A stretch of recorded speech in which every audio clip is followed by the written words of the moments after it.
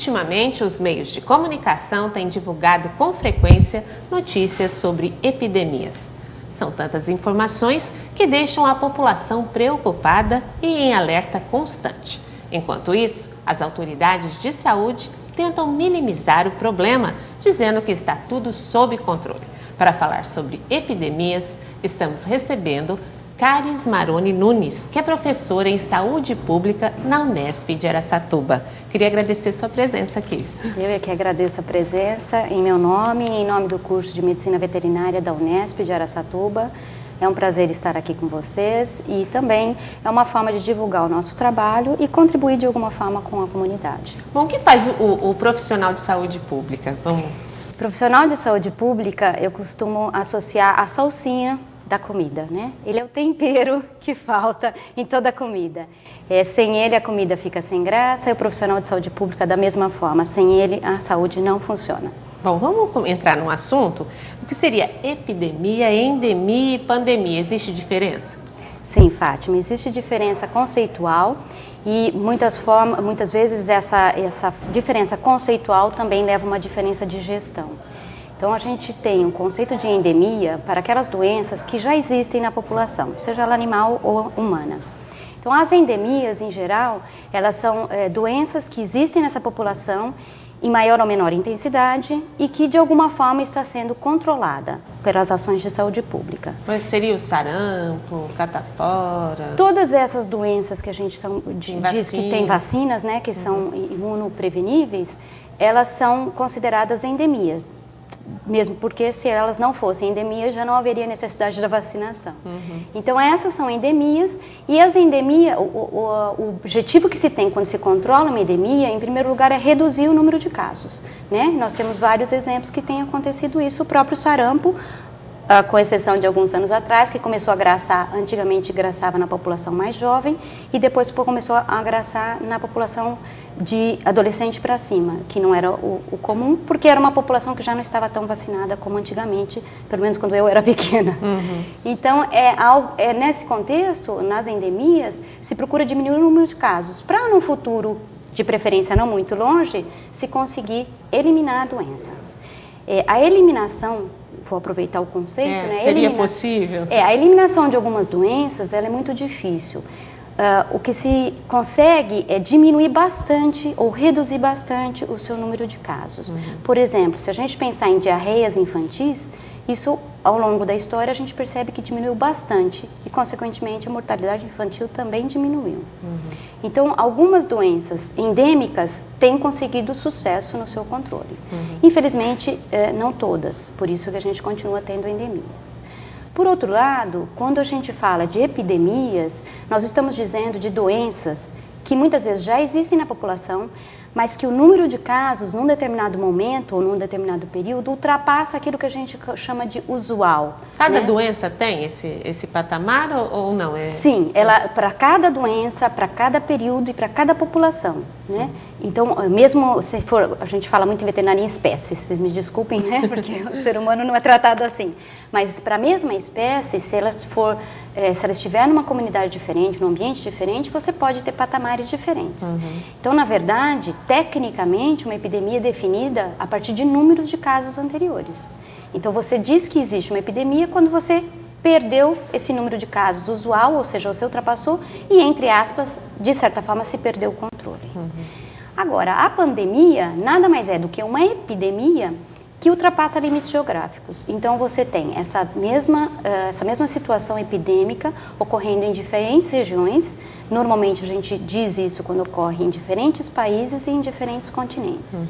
E é claro que quando a gente está diante de uma pandemia, isso é um problema mundial, né? Deixa de ser um problema do Brasil, ou dos Estados Unidos, ou do Canadá, ou do México. Ele passa a ser um problema de toda a população. Em cada região isso vai ter um acontecimento, vai gerar coisas, situações diferentes, né? Porque há muita diferença, né, entre as populações do mundo, né? Sim. Tanto que se você tiver determinadas doenças que tenha podemos usar até o próprio exemplo da influenza A, que é a mais recente. A epidemia no México, a epidemia no Canadá e nos Estados Unidos, elas foram igualmente epidêmicas, né? Questão de números, né? Questão de números e questão de gravidade em termos de distribuição. Mas a gente percebe que a gestão dessa epidemia, ou seja, o controle dessa epidemia no México é diferente dos Estados Unidos, diferente do Canadá. Não só pelo poder aquisitivo dessa população, mas também pelas características ambientais dessas populações. Então, isso tudo tem um contexto para ser analisado. Quer dizer, qual seria, com relação ao clima, ao ambiente, o que favoreceria mais a propagação de uma epidemia?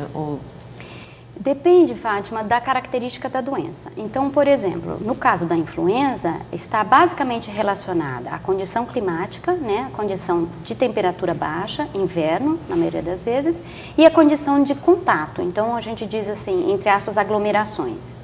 Então, a chance que tem o indivíduo de se encontrar com o outro que está infectado é que favorece ou desfavorece. Então, a gente vê isso em grandes cidades, onde você, mesmo que não queira, você acaba se aglomerando. Então, no meio de transporte, nas grandes cidades que tem metrô, ou nas áreas de lazer, como cinemas, teatros. Então, você mesmo querendo evitar, você acaba tendo contato. Isso associado à baixa temperatura, favorece a ocorrência. Quer dizer que com a chegada do calor nós seremos favorecidos? Esperamos que sim, né? É claro que eu estou olhando de um lado particular, que é o lado ambiental. Nós temos também a característica do agente, nesse caso específico da influenza, que é por isso que causou todo esse estrago, né? Então, houve uma alteração, muito provavelmente uma mutação, desse agente que já graça desde a gripe espanhola. Então, os estudos revelam que desde 1918, 1919, isso já é o mesmo agente, né? E o que acontece é que, de alguma forma, ele vai se reorganizando nas populações. Então, é um vírus, e como todo vírus precisa de um ser vivo para sobreviver, ele se hospeda tanto nas aves, quanto nos suínos, quanto no ser humano. O que aconteceu agora é que ele alcançou a capacidade, novamente, de ser transmitido entre as pessoas. E isso é que causou o estrago, vamos chamar. E o que leva a isso? Por exemplo, qual que é o ponto de partida para isso? Do meu ponto de vista, eu vejo que é a lei da sobrevivência. Assim como nós queremos sobreviver, os vírus também querem sobreviver. Então, eles se arriscam. Exato. Eles se arriscam, se rearranjam e tentam conquistar o seu espaço. E para eles, o espaço, pelo nosso ponto de vista, o espaço seria manter as gerações. Então, os vírus, eles se reorganizam para se manter nas populações. À medida que a gente desenvolve medicações, que não é muito o caso para esses vírus, mas vacinas, eles têm que se mudar para se adaptar. Então, é mais ou menos... eles têm essa capacidade. Sim, eles têm essa capacidade. Como eles têm, assim, em termos moleculares, um arranjo relativamente simples, isso é mais fácil do que para nós. Não que a gente não faça isso também. Nós também fazemos, né? Então, a adaptação do ser humano, desde lá da pré-história até hoje, também vem por conta dessas alterações. A diferença é que o nosso organismo é muito mais complexo. Então, a gente demora muito mais para conseguir essas conquistas. No caso da gripe suína, ela apareceu há pouco tempo, vamos dizer assim, dessa forma, como gripe suína. E muito já se sabe com relação a ela. Como que acontece isso? Na verdade, o suíno, coitado, levou a culpa, né? A gripe suína já existe há muito tempo, assim como a gripe humana, assim como a gripe aviária.